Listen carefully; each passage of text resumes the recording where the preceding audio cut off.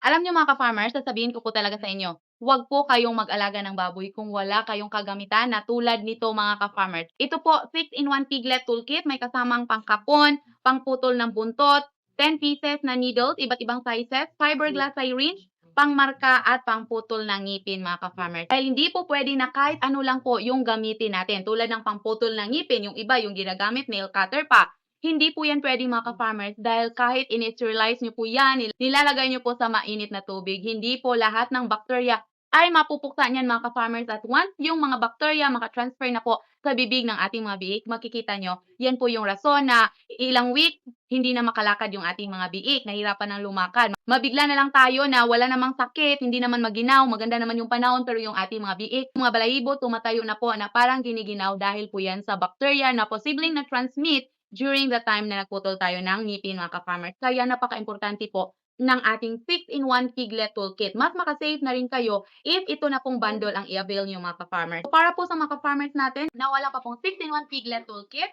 nasa link natin or sa ating yellow basket.